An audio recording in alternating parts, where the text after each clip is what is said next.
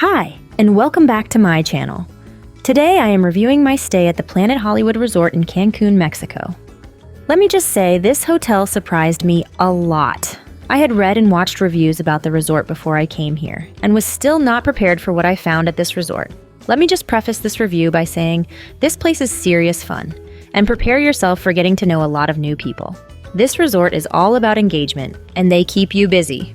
Firstly, the place is huge. Yes, there are a lot of resorts in Cancun that are big, but this one is really, really big. There are 3 neighborhoods in this resort: the family section, the VIP section, and the adult section. I booked a room in the adult section, but my taxi dropped me off at the family check-in, as he didn't know the resort well. That was fine, since the family check-in was a lot more interesting than the adult check-in. There was a race car in the lobby, amazing colors, and just a cool vibe that set the tone for my stay. It really felt like there was some Hollywood magic in that lobby. The check-in agents got a golf cart and sent me over to the adult check-in, which was a bit of a letdown, to be honest. Nothing exciting was happening over there except for a lounge for the VIPs that I couldn't access. As my room wasn't ready yet, I left my luggage with the bellman and went to lunch at Catch's, one of 2 restaurants in the adult neighborhood. As I was walking into Catch, I saw a pop-up lunch station by the adult pool and thought I would go there when I finished lunch, so I could sample what was being served. I was wrong though, and it was a lesson I learned quickly. The pop-ups are not open long. If you see one and want something from it, get it immediately, as they will disappear when you turn your back on them. You will find this to be true at the family pool as well.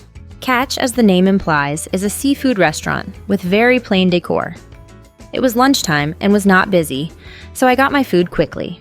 The restaurants here all put something on your table to start while you look at your menu, and Catch served chips and a homemade salsa, and delivered my pina colada while I reviewed the menu. I had a fairly forgettable shrimp starter followed by a delicious salmon entree. It was top quality and well prepared. For dessert, I chose cheesecake, and it was amazing.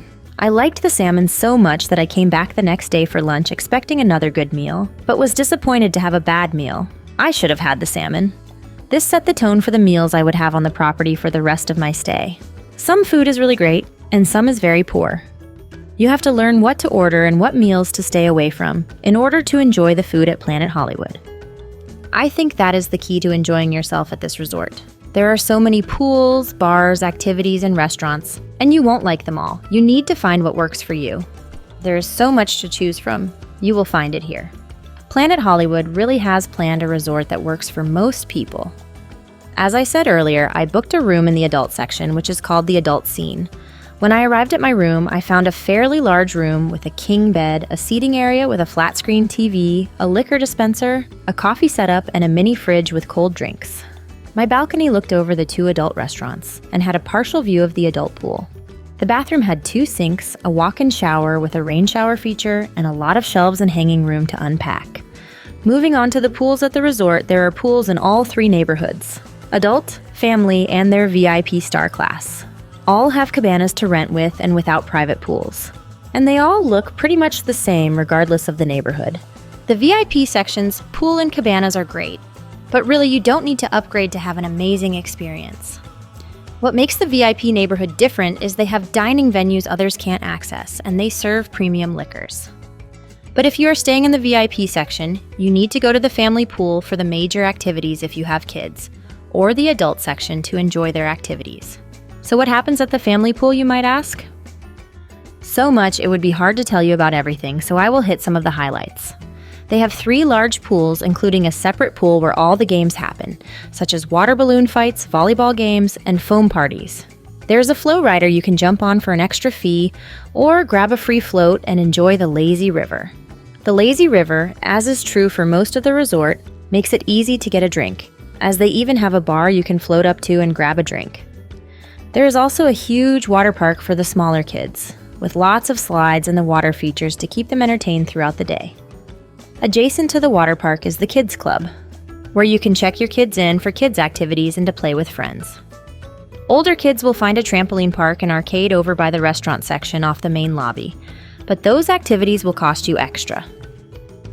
Over at the adult scene pool deck, you can relax on a sun lounger or participate in the pool games. They have volleyball and also have dance lessons with dance-offs that get pretty ridiculous in a fun way. Of course, there is a swim-up bar there to keep the fun going without getting out of the water. if a more laid-back afternoon is on your agenda, hit the beach, where again, there are 3 neighborhoods sectioned off. But no matter which zone you are sitting in, the vibe down here is just more mellow. There are cabanas, tents and loungers all set up on the beach, and lots of sun and surf to enjoy, along with beachside bars. For evening dining, there's no shortage of choices, and if you want to hit all of them, make reservations right after you arrive at the resort. The most popular seem to be East, the Teppanyaki restaurant, and the Sunset Strip Steakhouse. I enjoyed both of these restaurants while there, and they had additional entertainment during dinner. For example, the Sunset Strip Steakhouse had a tango show happening while I ate there. One restaurant that I really did not like was the Indian restaurant Sutra. You could always get in there without a reservation, and I assume that's because most people don't like their food either. But as I mentioned at the beginning of this video, you really need to try a bunch of different places and find out what you like at each. For example, I loved the pizza at Gusto, the Italian restaurant, but did not like their pastas. Since I was staying at the adult scene, I had access to Brasa Grill, which is an Argentine steakhouse. Here, the entertainment is provided by the meal itself. Let me explain. When you arrive, you are offered anything you want from the buffet to start with. There are lots of options for salads, breads, shrimp, and other cold items. I skipped this course as I knew from experience that an Argentine steakhouse is all about the meat. When you are ready, the waiter brings skewer after skewer of meat to the table. We had several different cuts of beef, lamb, and turkey. When you are full, you turn over a disc they provide on the table to tell them you are done. Until you turn over the disc, they will keep bringing skewers of meat. After we tried them all, our waiter asked what we liked the best, and he returned with those choices until we were done. It was a lot of fun, and everyone in the restaurant seemed to be having a great time. One restaurant that is hard to get into is Guy's Burgers. Yes, that's Guy's Burgers of Food TV fame. I walked up for a late lunch one day and was able to get a table, but was told after I ordered that it would be 45 minutes to get my food. I thought they were exaggerating, but they weren't. The smart people, and I became one of them later in my stay, ordered to-go food. They walked over from the family pool, ordered their food, and came back 45 minutes later, and then brought it back to the pool. That's why their wait for food is so long. It's not the people sitting in the restaurant, but all of the to-go orders. One last comment on food. Breakfast at the buffet, called SoCal Gourmet, will be a different experience based on which neighborhood you book into. If you are staying in the adult scene or VIP star class rooms, you have a special entrance into the buffet, which never had a line, and half the tables were set aside only for these 2 neighborhoods. That left half the tables only for the families, and this created really long lines for the families to get into breakfast. There was always the option of grabbing coffee and a pastry or muffin over at Fuel, the gourmet coffee shop.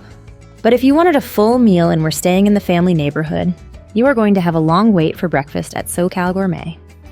In the evening, entertainment ranged from a purple party set up on the beach to shows in their main entertainment area outside the main lobby. I saw a range of different shows, including fire dancers, acrobats, and singers. The entertainment is bigger and better here than at most resorts in Cancun. You aren't getting the typical magic show or Mexican dance show. You are getting Hollywood-style shows, and they are bringing their A game. So who is this resort for? Quite frankly, it's for everyone. Singles, families, couples, and seniors. I saw them all here, and everyone was having a great time. So that's it for this week. Check back in next week as I bring you another resort review from Cancun.